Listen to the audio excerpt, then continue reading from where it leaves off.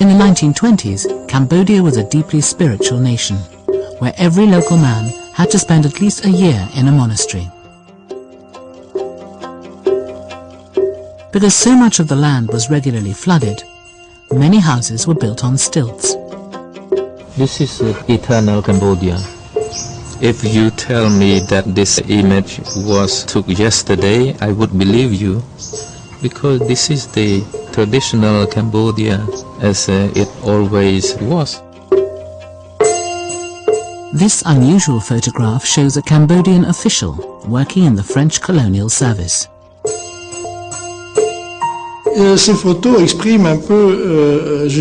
These photographs give you a feeling of the transitional quality of things in Cambodia, in this period between modernity and tradition. You can see some modern elements, the hat, the moustache, the bow tie, but he's also dressed in Cambodian style with his sampot trousers. The interesting thing is the way it's all mixed up. Cambodia had neither the raw materials nor the population of Vietnam, so it couldn't generate huge sums of money for France. But it did possess one of the glories of Indochina, the temple complex of Angkor.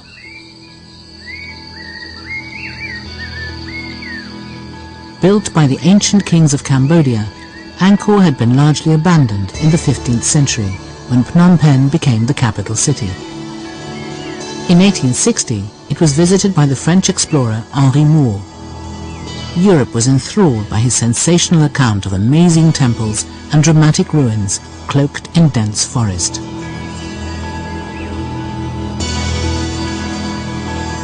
When Buzy first approached Khan, he had promised to make Angkor a priority. Angkor was a very prestigious site in that era. You were dealing with a set of ruins which could be compared to the Temple of Solomon. There was nothing comparable in the world. With all that history, all those memories preserved in its walls and temples, the archives of the planet just had to have it. In February 1921, Buzy journeyed across the Mekong to get his first glimpse of the magnificent ruins of Angkor. His film and photographs depict an archetypal lost city, full of exotic statues and mysterious wall carvings.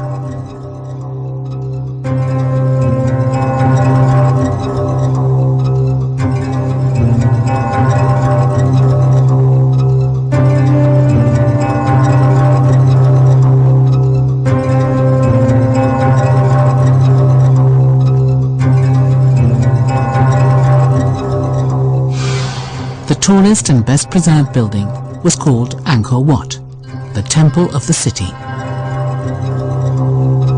It has always been the symbol of Cambodia. This is the largest, the biggest, the most beautiful temple.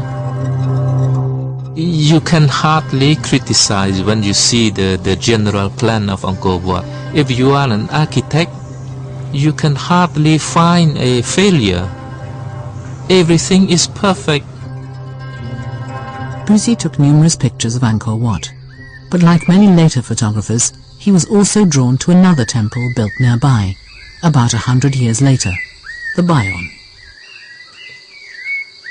You had these enormous faces, 3 or 4 meters high it seems like, and there's maybe 70, and they're all looking in different directions. And it's this very kind of all-knowing, smiling face with these big eyes kind of looking out over the jungle. I think one of the challenges of photographing a Bayon is to try and get as many faces in the same frame. And I think in a couple of his photographs, he's been very clever to be able to find the right vantage point. By 1921, French archaeologists had cleared many of the temples and were beginning the long process of restoration. To start with, the priorities were very basics, clearing temples one by one. It was a task which was really challenging, very exciting one, because this is one of the largest archaeological sites in the world. They started to introduce restoration, and spectacular restoration where they rebuilt integrally some monuments which had previously completely disappeared. In addition to the small army of Cambodians employed by the French to clear the site, Bussy found the lost city of Angkor to be a surprisingly busy place. His trip coincided with an official visit by a Siamese prince and his entourage. He photographed local boys fishing with bamboo baskets in a temple moat, and a Cambodian family in front of their country's most important monument. Inside Angkor Wat, he took dozens of portraits of monks. It was built to represent Mount Meru, which in Hinduism is the home of the gods. But over the centuries, Angkor Wat had become an important site for Cambodian Buddhists.